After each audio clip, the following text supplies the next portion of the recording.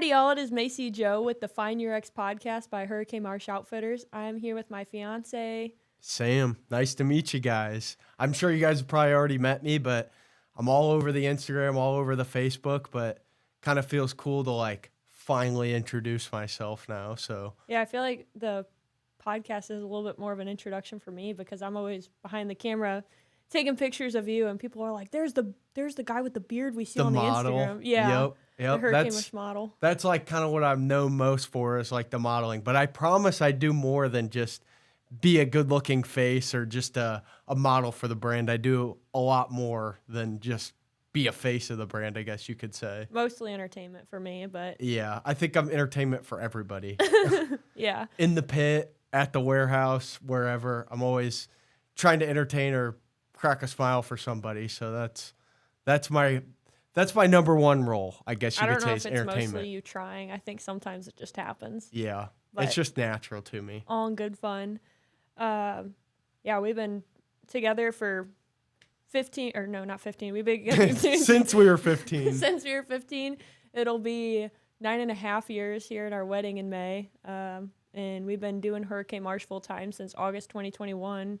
And hard to believe we're Here, yeah doing a podcast in together. a warehouse. We always joke we got our warehouse back last year at the end of July, beginning of August, and our first time driving home from the warehouse, we're driving home from work. From work. Yeah, we're not going from our garage in our Yeah. basement to our bedroom. We're going home from work. Yeah, used to I would, like, at the end of, like, a work day, I'd just, like, close the garage, and that would be, like, us going home, and that's when we were done. But it's nice to, like, have a place where we can go and, like, call it work, and we drive home from work or drive to work. It It's never just- feels like work, though. It's been No. such a I think we prayed about this for forever, and one of the coolest parts I think about getting the warehouses back in, so it was beginning of August when we got the warehouse, and we were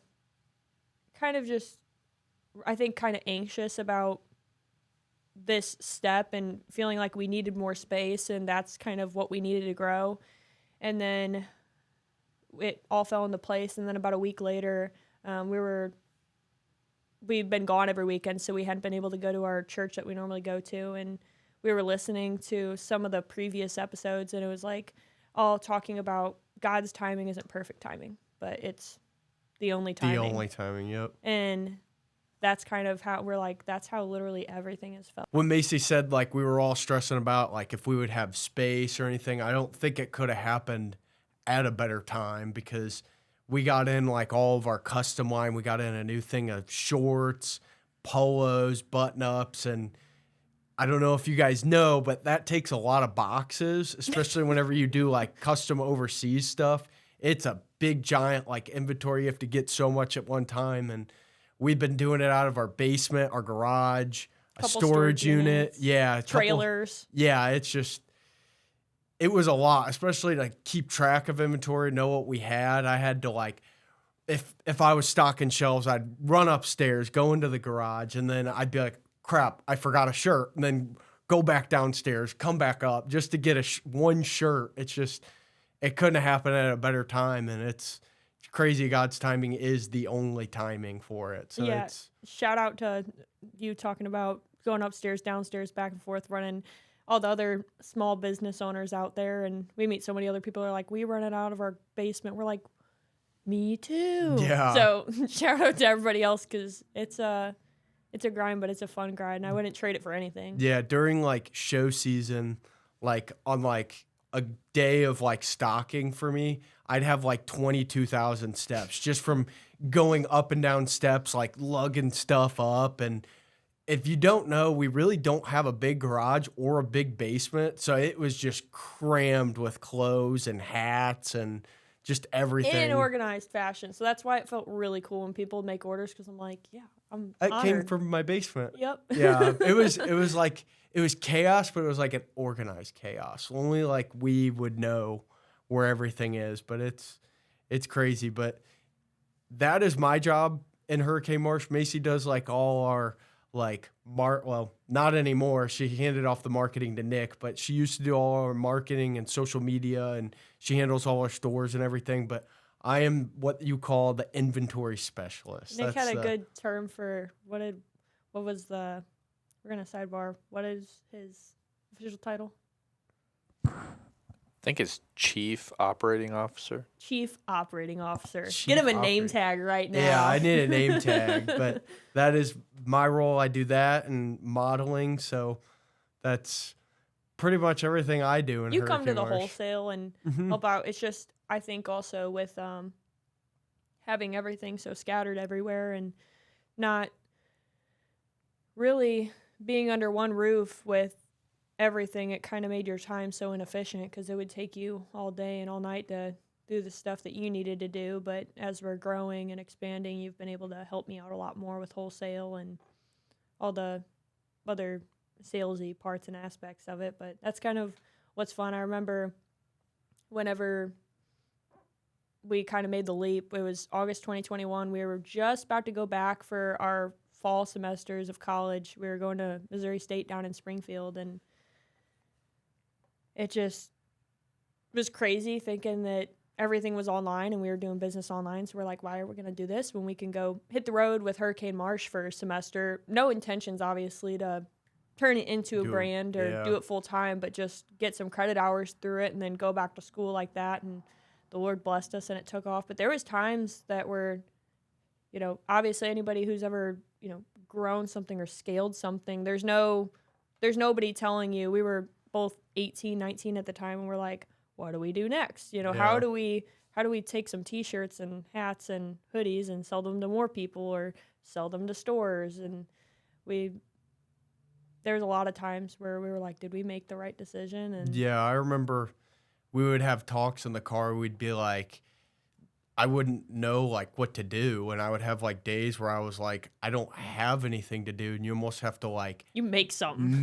You have to make things to do, and that's like the toughest part about taking the leap. It's like, you don't always have stuff to do like planned out, but it's like there's always stuff to do. You just don't know what needs to be done. We just didn't have any idea what to do, and then now it's like I'm trying to find time to do just normal human stuff because we're so busy. But that's how I like it. Because at first, we were like, did we make the right choice? Like you said, we had absolutely no clue about how to sell clothes, how to manufacture clothes. More so how to sell clothes to stores. But yeah, that's the crazy part. And then traveling as much as we did and trying to find a schedule to, do everything that we love to with it. And that was making the leap of faith for sure. But yeah, it's whenever kind of talking about what it means finding stuff to do, I always think about it'd be like the middle of, because there's only so many hunting shows a year. Like there's a period at the middle of July through September, there's hunting and fishing trade shows, and then you have some in February through March. But after that, there's nothing. And we'd have to find random shows like country music festivals, seafood festivals, and we did like the smallest little shindigs, like one-day festivals down in Georgia, and those were so much fun. And we've met some of our closest family friends there in those small towns. But all the crazy connections, like we met some farmers down at a show in Georgia, and they owned a little vineyard, and we asked them if we'd come turkey hunting there the next spring, and we did, and it was probably one of the coolest memories because we went turkey hunting, and in between, it was hot, like 90 degrees, 92 degrees. Georgia, and was it May? No. Turkey season is not in May in Georgia. Okay, maybe I'm wrong. Yeah, but it's okay. Anyways, we just go, the farmer's like, yeah, after you're done turkey hunting, like, or in between, you can go strawberry picking. And so we would get done with, like, our morning hunt, and we'd go munch some strawberries. Yeah. And then we'd go back out and turkey hunt, and then on the way back home, we'd munch some more strawberries. Yeah, I remember getting sick off of strawberries. You'd eat so many strawberries that you'd almost not feel good, but it was fun doing it like that. So definitely doing all the shows that we did, being as young as we did, gaining all that experience, and like she said, making some of our closest friends or meeting some of our closest friends was the coolest part of, traveling, doing 30 some shows a year now. It's the amount of people you meet, all the cool people and stuff. It's a lot of fun. We love doing that. What do you think? What do you think most prepared? Obviously, it's easy for me because I know you in and out from spending literally 365 days a year together. But Sam didn't come from. You didn't come from a hunting family, background. or you grew up behind a golf course. And the first time you came over, I'll let you say that. Yeah, so the first time like I came over and like met John and like the family and stuff, I was 15, and my family. What was your outfit? I don't even remember. You were wearing joggers, some like loafer moccasins, and like a royal blue quarter zip Nike. Oh yeah. And you had like your I always call it skater boy, but like your jock football boy haircut. It's flow. Like, we'll put it that way. It's yeah. flow game.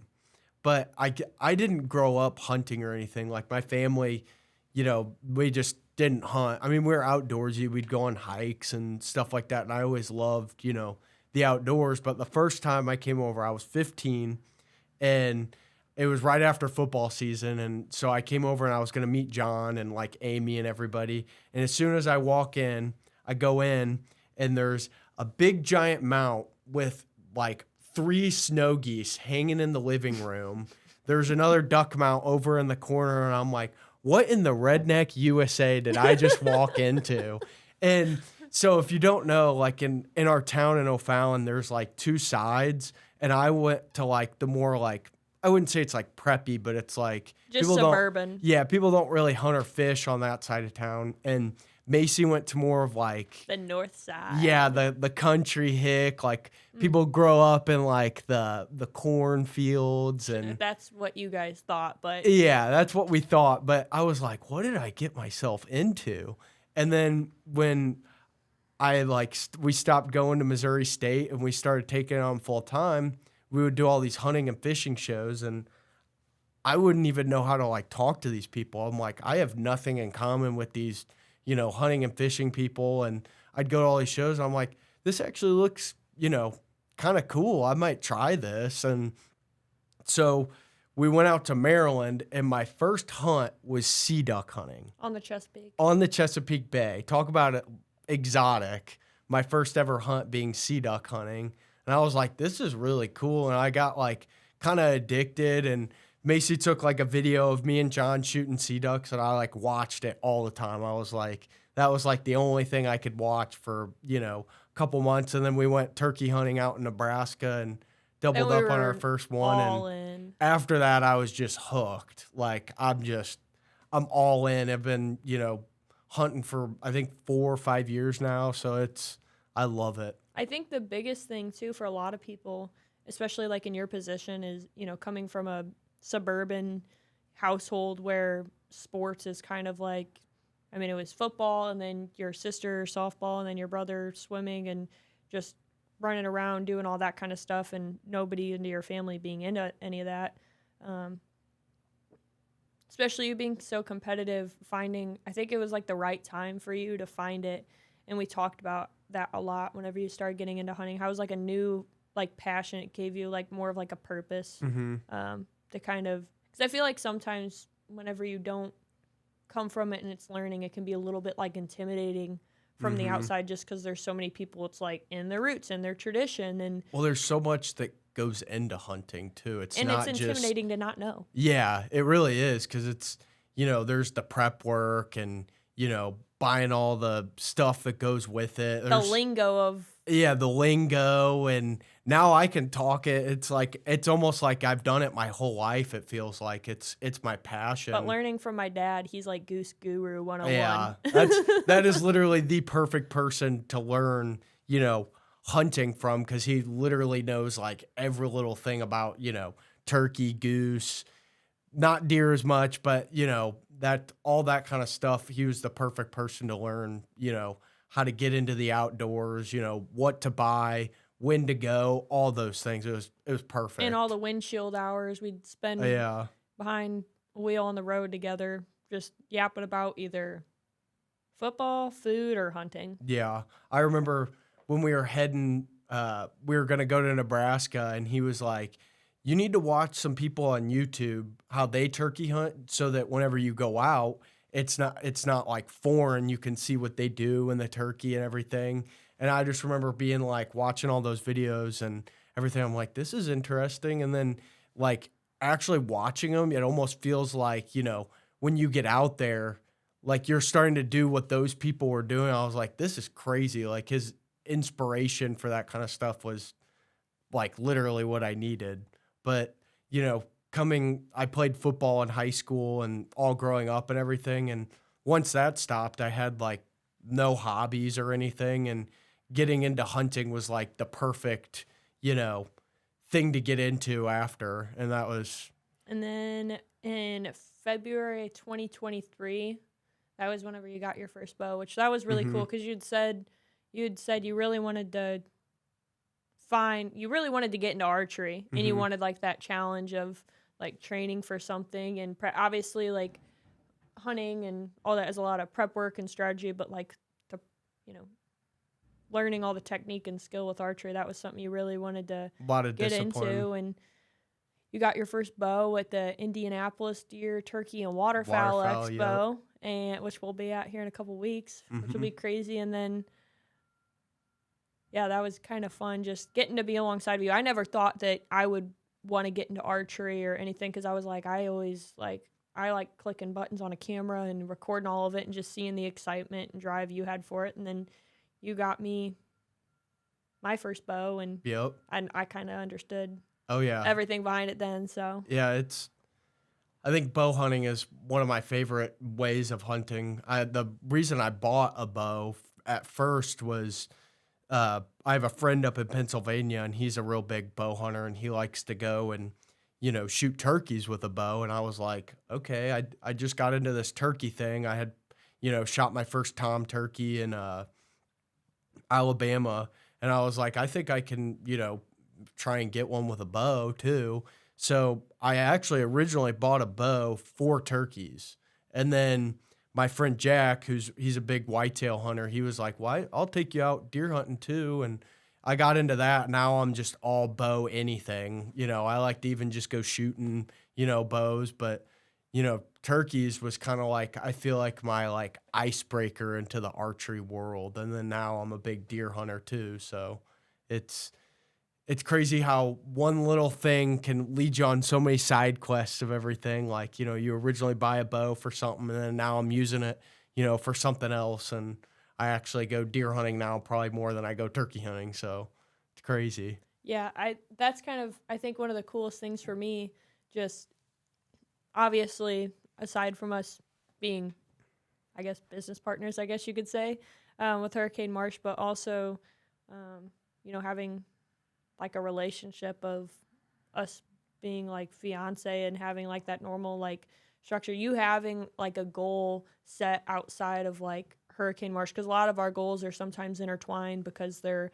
growing the business. And that was really cool for me to get to see you so passionate about something and teach yourself, because you didn't, besides Jack and Chris, it wasn't like my dad taught us everything under the moon that there is to know about waterfowl hunting or anything there is to know about turkey hunting, but you kind of saying yourself, this deer stuff sounds fun. And and you're a trooper too, because the first time we actually went out by ourselves, we went to my family's land, and it's September, and I have no idea what I'm doing, dragging Macie around and going in and getting a ton of ticks. And I don't think you could drag me around anywhere. I think I'll drag you further if it's putting miles on boots. Then. Oh yeah, yeah. She puts me to shame whenever it comes to running and gunning turkeys. She's all about it. But definitely going out to my family's land and getting introduced, and their land's really big, so I had no idea what I was doing. Trying to hunt out of a ground blind, and then we went back in January, and it's super cold, and we saw, I think, one deer. Oh, that was the whole time. Horrible. Yeah, it was. And we saw those deer on the way out. Yeah, on the way. Back. Well, we saw one deer on the whenever we were sitting in the ground blind, but it was really far. And we saw a bobcat, which that was yeah. kind of cool. We heard like a little rustling through leaves. We think like, when's your first time deer hunting? You're like hoping a big old buck's gonna walk out. a little kitty cat. We're like, Yeah. holy cow, they do exist. Yeah, I was like, that's a big barn cat. And then Yeah. Macie's like, I think that's a bobcat. Yeah, I was and then like, he came out of the grass because all we could see his little ears at first. Then we saw his body, and we were like, yep, that's a bobcat. yeah, that was pretty cool. Yeah, but that was seeing you kind of dive into something yourself and say, like, this is something I want to get good at. And then, putting the time in, not just to practice, but also to learn. And then also seeing you, like, get frustrated with yourself sometimes, like, because you have to obviously make bigger, you got to learn somehow. And it's hard to, whenever what we do with Hurricane Marsh, 35 weeks out of a year, we're just yapping to people about their hunting experiences, and we talk to a lot of experienced people, and usually we hear their highlight reel. Yep. So when you're hearing, stories from people of like their best moment, like 5 times a day, weekend after weekend, and Like, why the heck am I not shooting a 12-pointer? yeah, Where the heck are these guys getting this? yeah, and just like the common mistakes and just working around. We always miss the rut every year because of our fall tour that we do down in like Georgia. So Missouri's deer season starts September 15th for archery, and it goes all the way till January 15th. Well, our rut is like prime in Right at the beginning of October, November.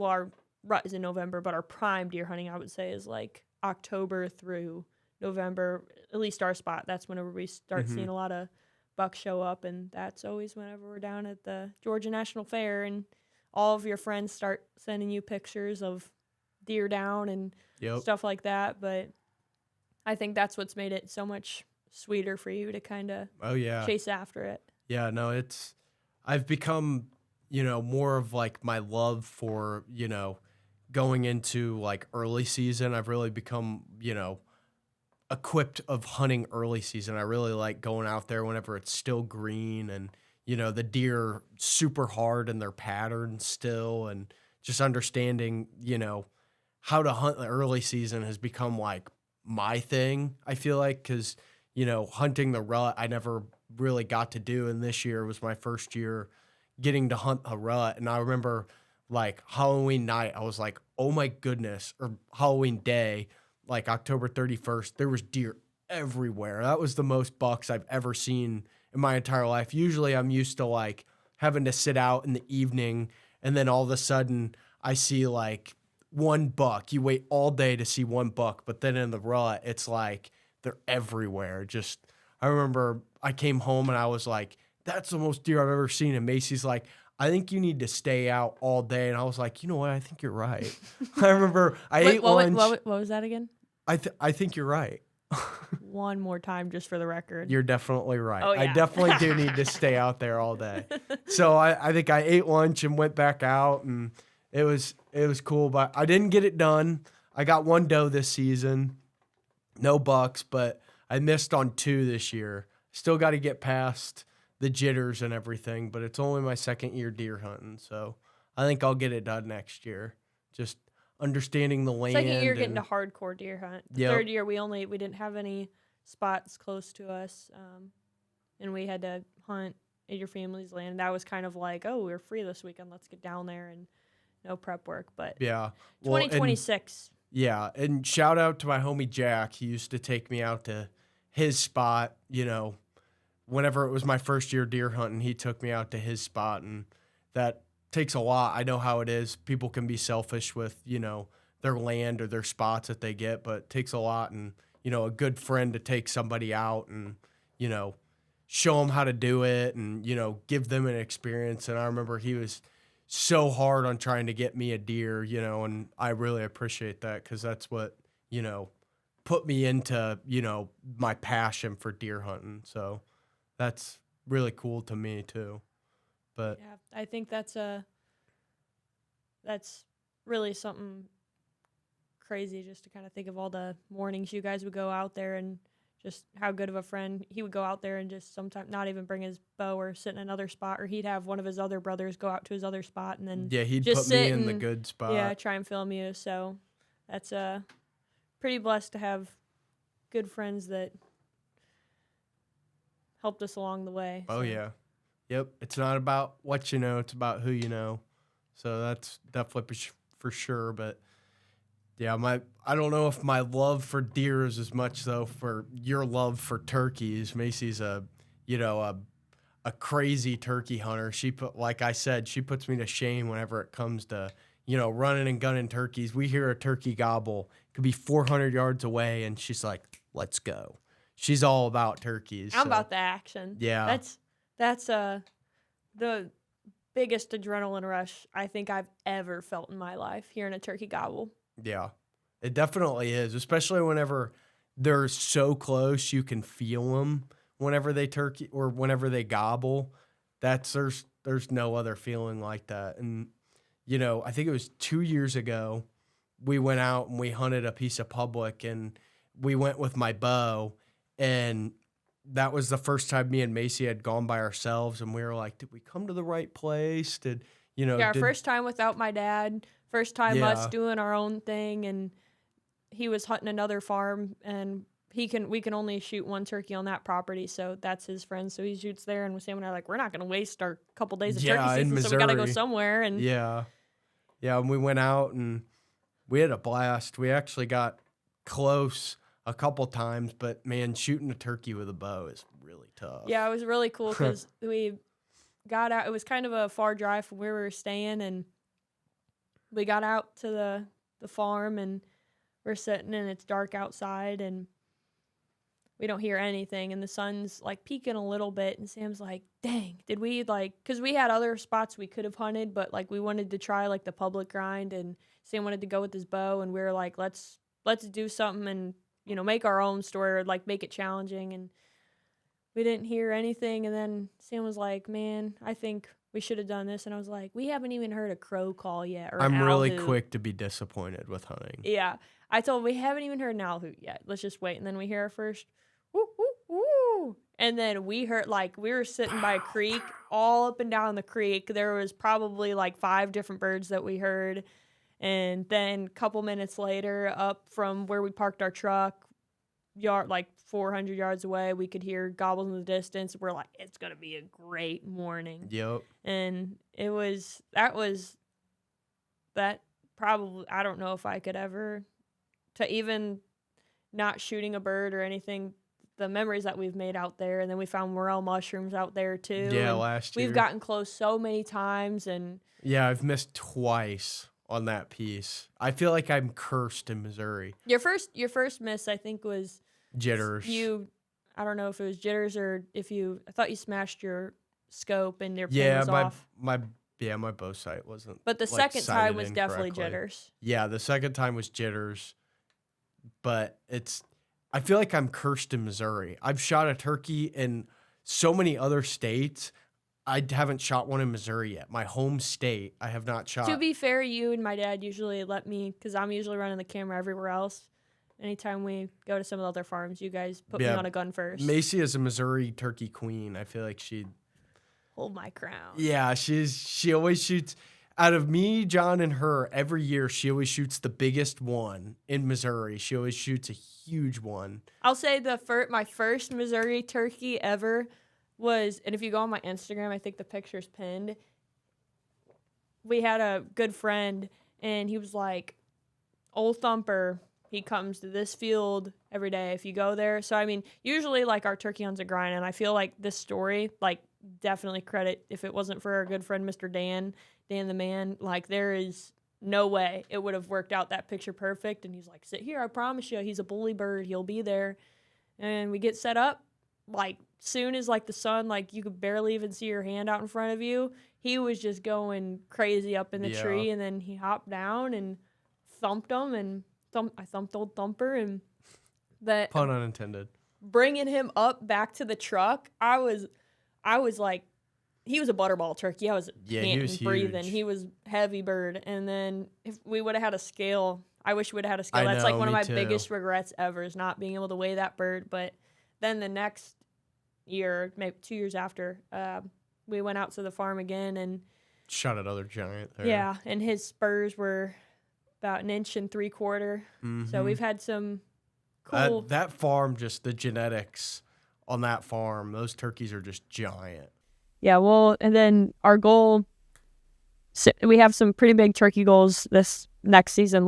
2025 was we I guess we could say you say it's our most memorable season, and it we can't go worse than that because we hiked a total of 80 miles and didn't kill a single bird. Yep, we got goose egged. Yeah, and this year, and we also brought one of my best friends, Chloe. It was like our goal. We were trying so hard to get her on a turkey, and we got real close. And Couple times. Yeah, could never lay the hammer down on it. But this year we want to get Chloe on a turkey, and our Nick, our podcast engineer. He says it's his white whale, so we're gonna get it done for him. Yeah, I'm just excited to go out and turkey hunt with the crew. I mean, the more people that you can like make turkey memories with, I think that's why I like turkey hunting so much, because it's only one bird or one animal one tag you get to fill, and you get to share the experience with so many people.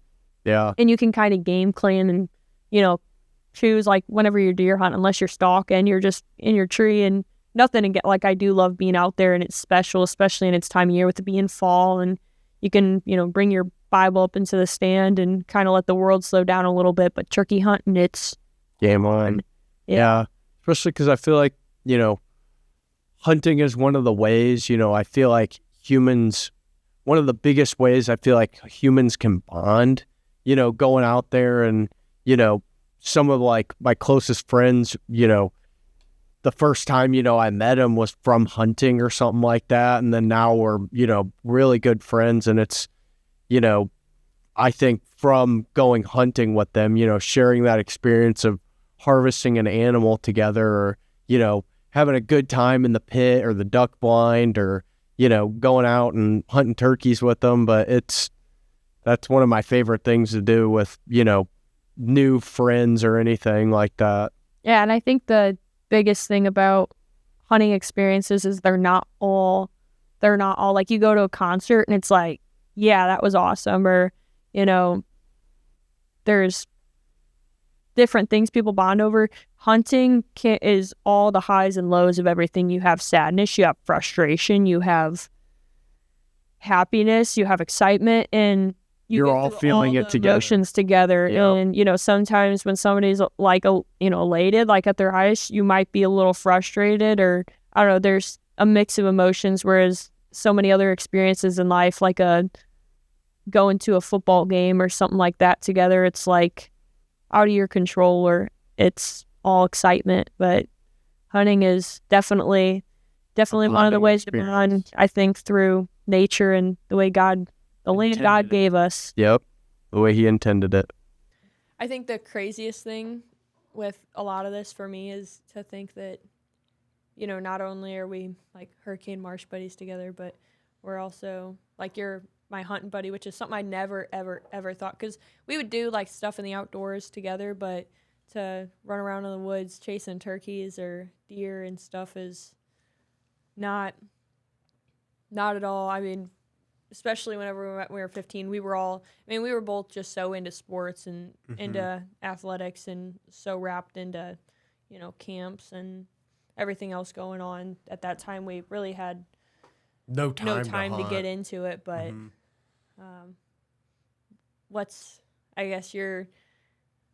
where would you say the start of how we met and when we met, how would you put that? So how we met is we had two friends that like were, I guess, talking at the time, and I guess we were young, so they didn't want to go hang out together. So they were like, why not, ask our friends to go with us and we can all hang out, together, so that they could hang out. And that's where I met Macie, at one of my friend's house. And I was like, this girl's cool. And so from there, we like started like hanging out, and Macie's mom would bring Macie over to my house, like drive over. That's how like innocent we were. Macie's mom would drive her to my house. I remember the first after time work. I asked her, I worked at a trampoline amusement park called Rock and Jump, and I'd be in like my rock and party host t-shirt, and I smelled like cookie cake. Yeah. And I'd come over and pizza. Yeah, my mom would pick me up, and I'd be like, could you take me over to Sam's house? And I'll always remember the first time over, it felt like it was 20 minutes apart. When your mom's driving you over to a boy's house, it felt like it was like a 45-minute drive. And She's like who is questioning this you. kid? What does he do? What classes does he take? Does he play any sports? Like the same questions that I'm like, oh, and I still have my like rocking like lanyard with my name tag and my like whistle to blow at the kids and stuff around my neck, and I walk in and that was the craziest thing to ever think of, how we came from that to this. And Now we have our own business together and 2 dogs. I will own little say family. one thing of the coolest parts of whenever we first met, I was like, I like this guy. He walked out, the first time I saw him, he walked out of a garage and he had some black joggers on and he had Christmas socks on. Heck yeah. And I It was had Christmas season. Christmas shoes on. And they were like It was meant to be. whenever Nike Roshis were like super popular back in like 2015, 2014. And I had the limited edition Christmas Nike Christmas Roshis on, and we're like, Yep. It was Yeah. meant to be. Christmas on Christmas, baby. yeah. I don't think there's I think you and I are both such like big personalities, and our parents say it all the time. There's nobody that would be the yin to each other's yang more than We're each other. literally the same person. Yeah. The same interests, the same hobbies, literally everything. And you know, people usually say like opposites attract. I feel like for us, it's not that. I feel like for us, it was like we were the same and we found, the same interests and stuff, and we could do it together, and we found, our love through that. And I think that was the coolest thing, is like, I felt like we didn't like have the same thing as like what society says of like opposites attract. And now we literally spend every single like second together.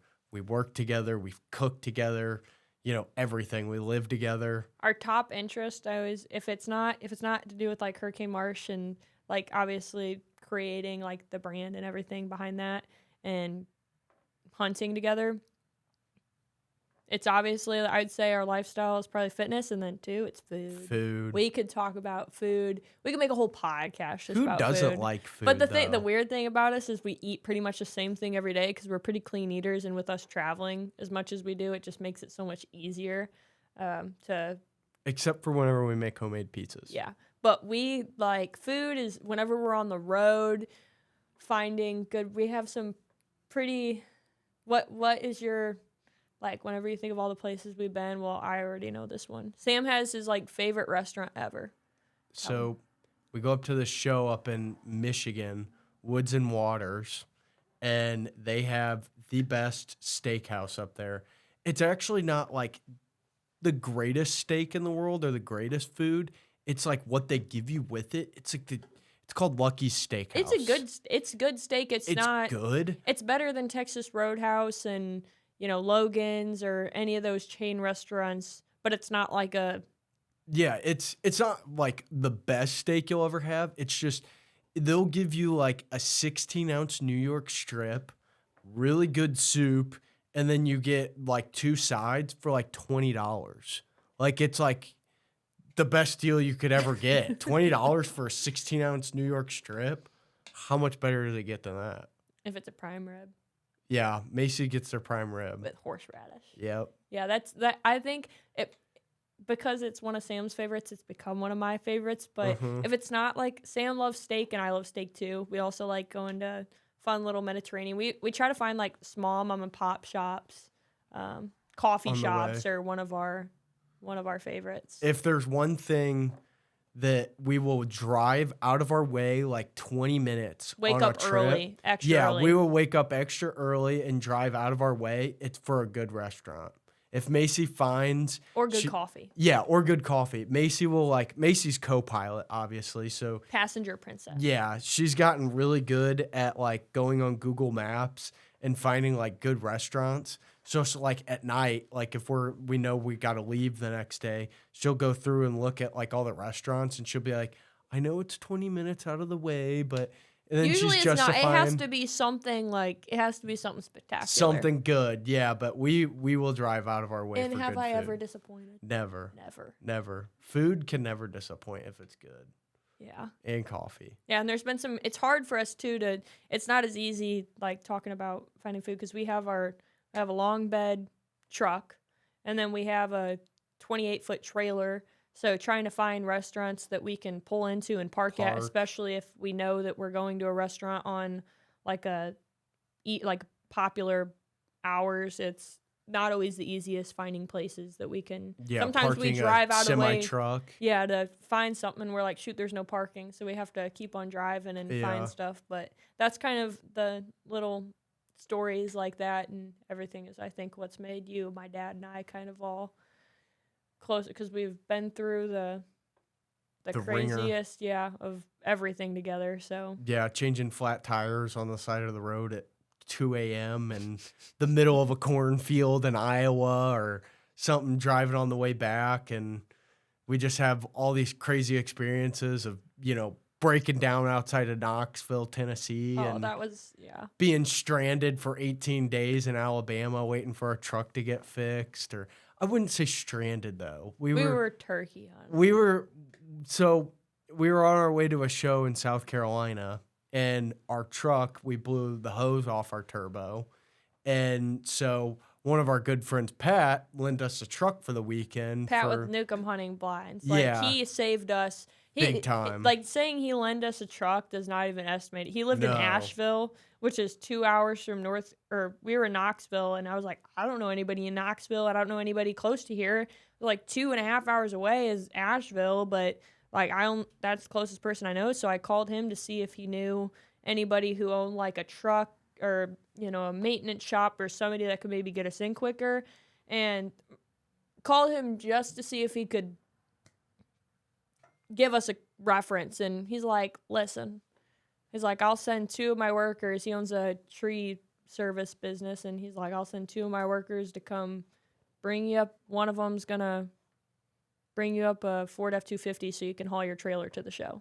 Yeah. So that was like... That's a blessing. Yeah, and then he let us keep our trailer at his compound after we... Compound. I don't know, what do you call where you, like, people keep their trucks when they cut down trees? I don't know. At his service lot, whatever. He let us keep our trailer there until our truck got fixed, and until our truck got fixed, it was 18 days. We had to bring it to, like, a really small shop in a really small town in Knoxville, and not Knoxville, like outside of Knoxville, and they were like, yeah, we're really good friends with the rental car company, so you don't got to worry if your truck takes long to get fixed. I'm like, I'm sure we don't. They have a great relationship. Yeah. They keep your car longer so that the rental car company makes more money.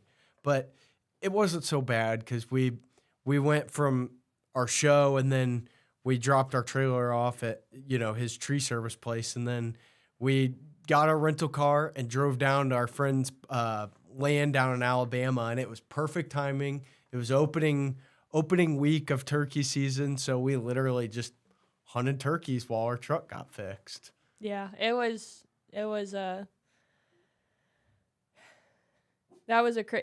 also a ton of crazy weather going on at that time too. Yeah, I was gonna say, you want to tell them what happened to our Airbnb? Yeah, we had to switch. We were at one Airbnb, and then we didn't realize, we didn't know how long we were, because we actually had another show the following weekend, but we had to cancel it because our truck obviously couldn't make it. And we had to get a different Airbnb because we didn't book it through the whole week. And we picked an Airbnb that was on the Alabama River. Mm-hmm. And we show up and we're driving down it was probably like 2 miles off a hard road. We're the only house not on stilts.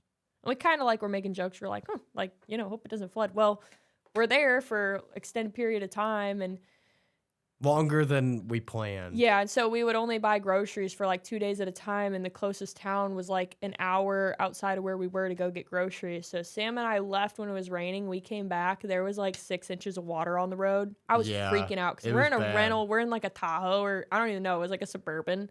And we're 2 miles off the hard road, not on stilts. The Alabama River is maybe 25 yards from the back door of our house. Yeah. And it rose, the river probably rose 6 feet too.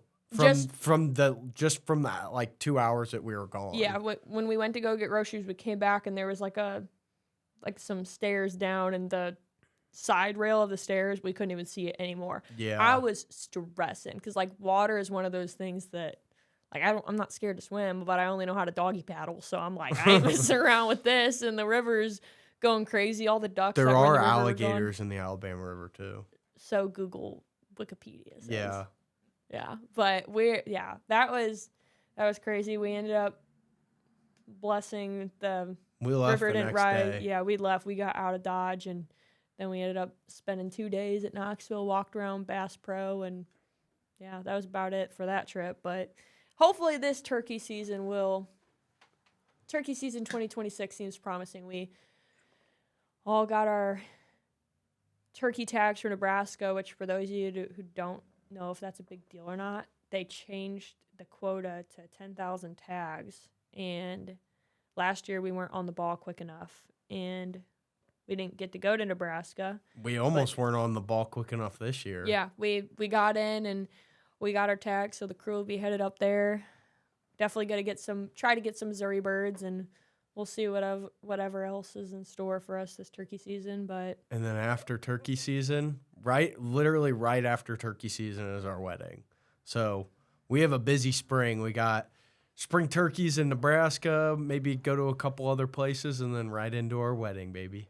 which kind of the craziest thing, because Sam and I never talked about, like with us being together literally 24/7, and we literally do anything and everything together. There's nothing that I do that like you don't know about, or nothing you do that I don't know about, just because it's all either for each other, for the dogs, or for Hurricane Marsh. So we never talked about like him proposing or like getting a ring, because we already knew we were going to get married. It was just like when. So I didn't know he went over Easter in 2024. He went to go see his family, and I didn't go so I could be with my family for Easter, and he bought a ring I didn't know about.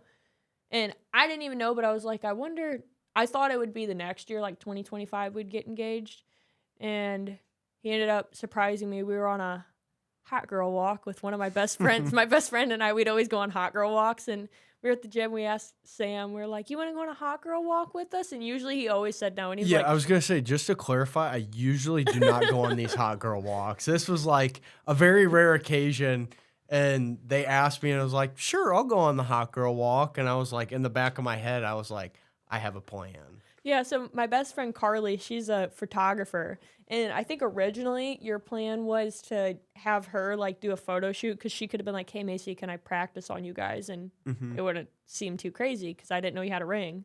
And I wouldn't have thought anything of it. But then I was talking about doing that for some of our other friends that were going to get engaged. And you're like, shoot, she's going to know what's up. So you were like plan B, and you'd talk to Carly, but like in true Sam fashion, like you'd talk to Carly about doing it on a walk, but like you literally told her like, what, I went into the bathroom before we went on the walk when we got to the park. I think Carly, it was like literally a surprise. Like I was like, I'm doing it now. And she was like, you're doing it now? And I'm like, yep, it's happening now. So she was probably stressing just as much as I was. So we walked up, we're walking up a hill, and Sam and Carly are both like panting up this hill. And I mean, it's a hike, but it's not like that crazy. And I didn't understand. And then we were taking a picture at the top of the hill, and I'm trying to like put my arm around Sam, and then he's like going down on the ground. I'm like, what's happening? We're like 2 feet from a cliff. Yep. And pops it open, and that was pretty cool, because then I was able to turkey hunt with my turkey gloves. I have some Old Tom Bottomland turkey gloves, and I shoot with my left hand. So I have the ones that are like cut off on the fingers, and there's like I turkey hunted with my ring on the whole season. So my glove is stretched. It was a good luck charm. Yeah, my glove is stretched out on my ring finger on my turkey gloves on that hand, because I hunted with it. But we haven't done, my mom has done all the planning for the wedding. The only thing we have contributed so far is a mechanical bull at the after party. Yep. I told my mom, we were down in where were we at? We were down in Georgia in October. Yeah, at the National Fair. And I called my mom and was like, I have an idea. She's like, what is it? I was like, it's for the wedding. She's like, okay, I'm listening. And my aunt was there. She was with my aunt, and my aunt's like not country or whatever. I don't even know how to describe it. So whenever I told her, I was like, we're going to have a mechanical bull. she was like, absolutely not Macie Josephine. And we were Sam like, and I were absolutely yes. yeah. And now that's like the whole. Yeah, now I feel like that's kind of like what everybody's looking forward to is the mechanical bull. It's like the talk of the town. Yeah, that's that'll be we might have like a first bull ride. Uh-huh. Like Save a horse, ride a cowboy, and riding on the bull. Yeah, something like that. Yeah, no, we're definitely excited for our wedding. It's long time overdue. We've been together before I proposed, we were together for 8 years. So definitely long overdue for sure. I remember I would be at places or like our friends would be like, "When are you going to ask?" And I'm like, "I don't even have time to go buy a ring. I don't know. We're always together. How the heck am I supposed to go buy one without her knowing?" And I always wanted it to be a surprise. So I think it worked out perfectly and definitely long overdue. Yeah, it's 2026 is going to be a crazy year. We got we'll go from show season, turkey season, the wedding, country music festival season, and everything on forth. I mean, yeah, And all our new products too. Yeah. We got a whole line of polos. We just dropped some hat cases and new shorts, button ups, and we have a whole, spring line of hats coming out. It's just, we're always innovating something new with Hurricane Marsh. It's so cool because we've always been creative, and whenever we were in high school, we always had creativity, but I didn't know how we were going to use that creativity. And now, being able to use our own creativity and think up, certain hats or shirts and putting colors with it it's a lot of fun, especially working together with it. Yeah, that's a lot of our best, I think. A lot of our best designs, like the Duck Club polo, happen like...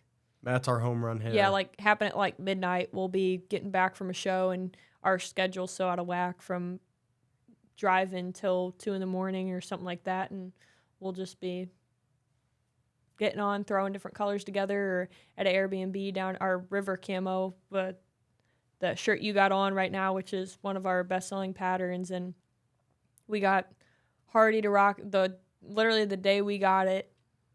Hardy wore it on stage at Tailgate and Tall Boys, which was really cool moment for us to share as a small business, and just so we have pretty blessed that some Ducks Unlimited chapters are wearing that at their banquets and events. But it's one of our best-selling patterns in our shorts and button-ups. But that we did sitting at an Airbnb down in Port St. Joe in between Florida Seafood Festival, and we were just about to head off to Maryland, and we just sit in there at Airbnb and do some different stuff together. Doing different colors and designs. Yeah, we were like, that's the one. Yeah, if you want to know how we design new stuff, it's not as professional as you think it is. It's us sitting at a table with a laptop, doing different colors, being like, I don't know about that one. And then we see one we like, and we're like, yep, that's it. Creativity comes at like the craziest times. Yeah, especially we were in Port St. Joe doing the river camo, and we were like, that's the one, sitting at the kitchen table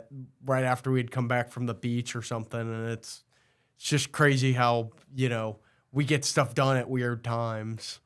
Yeah, that's I think the biggest blessing with getting to do what we do is just there's no right or wrong way to do it. I mean, I think we've found some wrong ways to do some things, but we really know whenever it's right. So that's just the fun part about doing it together. I think some of the most fun trips that we've gotten to have too is, talking about how crazy it was having to teach ourselves new things or like find work to do in places where it doesn't seem like there was always stuff to do in the beginning. We just didn't know like what needed to be done or what different aspects of the business we could add on to, whether it was like marketing or wholesale or website or whatever it was. But 2024, we did our first ever wholesale show, and that was crazy because you go to direct-to-consumer events where probably like 90 everybody we see in the year where like they come in, they're like, ooh, I like that hat, and they buy it there. It's not like that. The wholesale shows you bring one of everything you have, and stores come in and they're like, okay, I need 5 smalls, 10 mediums, 10 large. So that's how those work. And one of them we do is in a hotel in Charlotte, and we did that for our first time last year. We'll be going back again here in the next couple of weeks. And how do you describe it? It's like party in the front business, or business in the front, party in the front. Yeah, I wouldn't even know how to really describe it, but you set up like your own style booth, like in the front end, like it's like a suite. You set up your It's booth. a hotel, so it's a hotel room. Yeah, and with a big giant atrium. Yeah, you have it's a hotel, so you have your bedroom in the back of the hotel room, and then there's a living room in the front, and there's a window. So Sam and I would go to sleep, and then we wake up and we walk out and we sit down and we're in our booth, and that's what we do for the day. But it's fun because we DoorDash food and coffee, and then the Super Bowl is on the Sunday. So after we get done wrapping up the booth, we get to watch the Super Bowl in the Airbnb and watched Sam's from Kansas City, so we watched our Chiefs get their butts whooped last year. Annihilation. Didn't even watch the whole game. And we were on the East Coast, so everybody else wanted the Eagles to win. Yeah, needless to say, in the fourth quarter, I shut the door because everybody was cheering downstairs, and I could hear everybody screaming. I'm like, yep, door shut, TV off. Yeah, so, anytime there was a bad play. Yeah, but then right after Charlotte, then we literally we get home, and next day we head to NWTF. And what is one thing you were looking forward to most about NWTF? Being like the inner girl in me really loves like the relaxing atmosphere of feeling like I'm a little bit in a tropical oasis of like the trees and like the air, with it being Missouri winter right now, and everything's like dead cold and just everything's dead, and you walk in, it's all green, and it feels like there should be like toucans and stuff flying around. It's kind of like, it's like Disneyland for hunters is what I always call it. Yeah, it really is. But really, like the other half of it, I'm so excited to start off 2026. I mean, NWTF, like the wholesale shows they're like kind of, I guess, prep work in a way, but we have so much fun at the direct-to-consumer events like NWTF or Game Fair or World Deer Expo, the places where we just meet all of our friends and get to talk to people, see how their season was, and show. We love, like, one of our favorite things is showing y'all what we've been working on, because polos or hats, the concepts, before you guys even see them, usually take 120 days to more than, half a year for us to start with the idea, get samples done, and then make it like the perfect finished product. So we're really excited to show y'all what we've been working on and some of the new designs that we'll have releasing there, from hats, polos, t-shirts. That's really fun to me. Yeah. I think the thing I love always looking forward to is just, like you said, like showcasing like all our new products for the year, and seeing all of our friends, and we have a lot of hometown people that go there, and just getting to have fun with them. And then the hotel is super cool, and it's like Macie said, literally like a tropical oasis. The hotel is super cool, and it's just that show is just absolutely insane. Like, it never ceases to amaze me how much of like an outcome, that the show brings in so many people. I think last year they had like 75,000 people that go through. I think it was 82,000 people. Oh, really? That's crazy. It was 75 the last year. I'm pretty sure.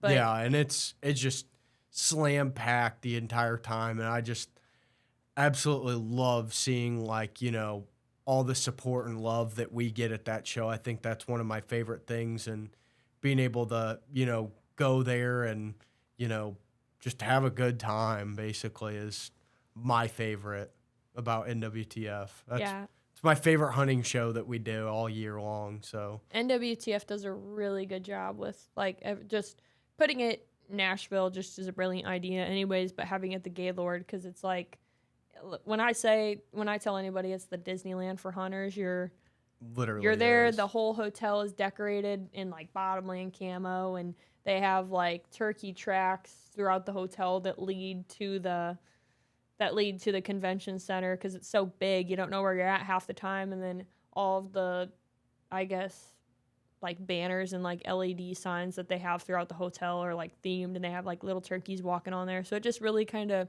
it's like going to like a Christmas light show before Christmas, but like turkey show before turkey season. And if you know me, kicks out all the I like turkeys. shows. Yep. Yeah, and it really like right after like, waterfowl season ends and then, there's that lull in between waterfowl and turkey and then there's this big giant show in one of the greatest cities, on earth in Nashville, Tennessee, and it really kicks off the year nicely in February, on Valentine's Day weekend. So everything just is like perfect timing. I feel like that show's just like a gold mine. I love that place. Yeah, there's no place like NWTF. No. That's for sure. It's its own little. It's my Disneyland. Yep. But I'm excited for a fun year 2026. We obviously starting the podcast and growing our team here at Hurricane Marsh. Adding Nick, our marketing creative director / podcast engineer. That one sounds fancy. And all the other titles, and then we'll have adding more to the crew in May. So it's going to be an exciting year. We're looking forward to it. And we're grateful for all the support that everybody's allowed us to grow this dream into reality. It's been a blessing. It's been fun to share it with family. Yep. Make it from our hobby into our brand it's been a blessing from God and from all you people who support us, and we appreciate you guys watching our podcast, and we're stoked to see what comes in 2026. Yeah, well, thanks for tuning in to the Find Your X podcast by Hurricane Marsh